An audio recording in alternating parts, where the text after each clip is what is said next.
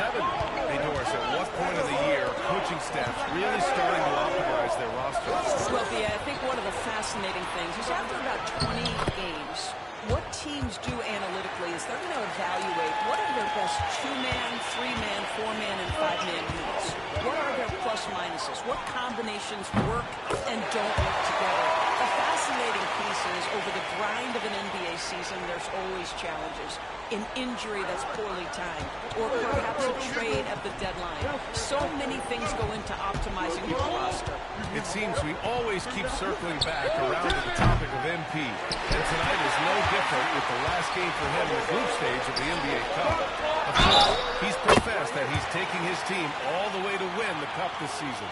Hey, more power to him. I mean, he's got the swagger to make those statements, and I'd say he's delivering so far. You know, the most inspiring thing about MP's leadership is how it rubs off on the team. The whole organization is rooting for his growth as a leader and the sort of impact that can have on elevating his teammates as well. One shot. I think we're going to be in for a good one tonight. Taking a look at Oklahoma City. Shai Gilgeous-Alexander is out there with Cason Wallace. Then there's Lou Dort, then it's Chet Holmgren, and it's Williams in at the power forward position. And let's send it over to Allie LaForce. Chet Holmgren makes up for his light frame with aggression. He said, quote, "You don't have to take a second look at me now to know that I'm not the biggest dude width-wise, so I have to hit first. Otherwise, the game's not going to go in my favor when things get physical," unquote. Brian, you agree? I do, and you can tell he just refuses to back down, Allie. Count that bucket. Simmons has got 13. You can't help but look toward their defense. They're totally lost. Doris, not only is the Thunder roster full of young talent, they also have a ridiculous amount of draft capital. BA, you've got to give a ton of credit to the front office. They've got multiple options going forward.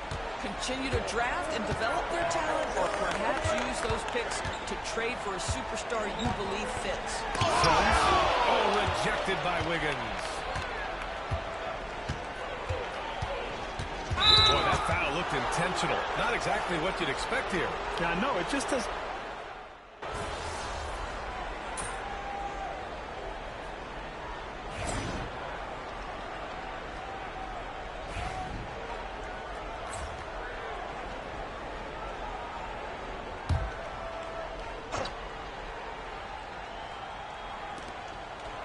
Williams passes to Gilgeous-Alexander.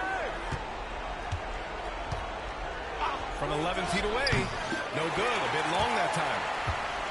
Los Angeles leading by 13. It's LeBron at power forward with AD as the center. Then it's Connect. And it's Simmons in at the point. That's the group for the Lakers to kick off the second quarter.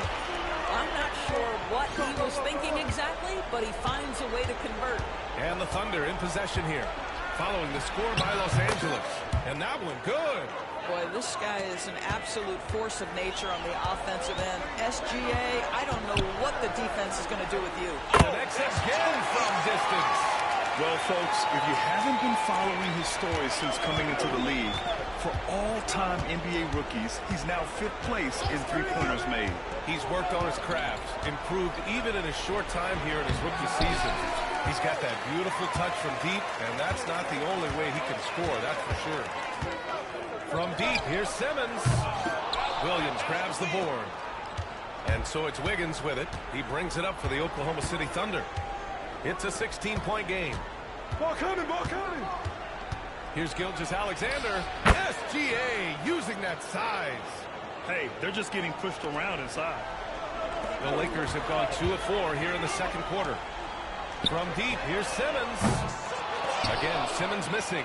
Thunder trail by 14. Wiggins passes to Caruso. From behind the arc. Can't get it to go. Missed his first one. Well, they are daring him to miss, and he obliges. From deep, here's Simmons. Nice shot there, making him 8 for 13. This defense just can't stay connected to shooters. Simmons has gone 5 of 8 from three-point range. He is firing with confidence right now. Right side, Joe. Back to Gilgeous-Alexander. Wiggins outside. Outside Gilgeous-Alexander. Tried to come right back with a 3 of his own, but it's no good. And Doris, no Shai Gilgeous-Alexander is an absolute monster on offense. Very quietly, one of the most dangerous offensive players in the game is Shai Gilgeous-Alexander. He's got size, he's got speed, he's got handle. He can score from 3 levels. This guy is a legit force. Thunder trail by 17. Joe, the pass to Gilgeous-Alexander. Fires the 3. And Gilgeous-Alexander missing. Right now trying to get into a rhythm, but so far this quarter, boy, he is struggling to make anything go down. Oklahoma City has gone 0 for 3 from deep to begin the second. And Gilgeous-Alexander missing. They really have a commanding lead, not just in points, but in rebounds as well. Simmons against Gilgeous-Alexander. And Simmons gets it to go. Simmons has got 10 points now, just in this quarter. That's been the story of their offense so far, getting a number of looks from point-blank range. And we've got a timeout called by Mark Daigneault. He wants a few moments to regroup with his players.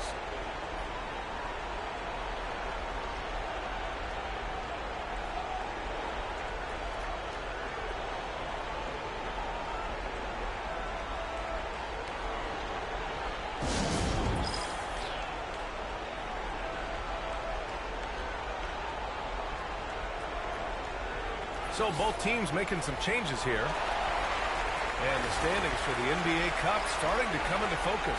Yeah, but there's still time to make a push. We'll just have to wait and see which teams are able to punch their ticket to the knockout round.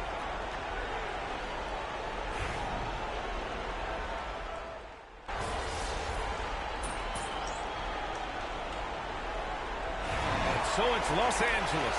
They have a confident 20-point lead right now. Their efficiency has been off the charts. They're running their sets well with patience and purpose. We'll be back in a moment.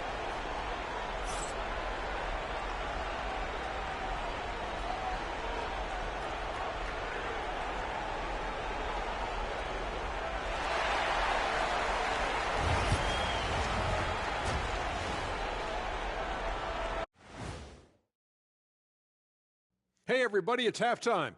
Boy, it's been a rough go so far for the Oklahoma City Thunder. A lot of bricks out there. Reminds me of my free throw shooting. Enough to build a house. Come on, man. Take it to the paint. Man up. Man up is correct. These teams often get addicted, Shaq, to the 3. Time for some intervention here. What's your plan B, please? Next on the docket, power rankings. Fellas, let's see which teams are jostling for those top spots. Taking a look here at the Thunder, they're still a team that could be dangerous, but they're having trouble playing at their best every night. That's a lack of focus on their part.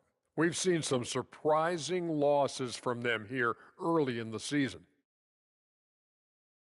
That's it for us. Thanks for tuning in. Now let's send you over to Brian Anderson with the third period.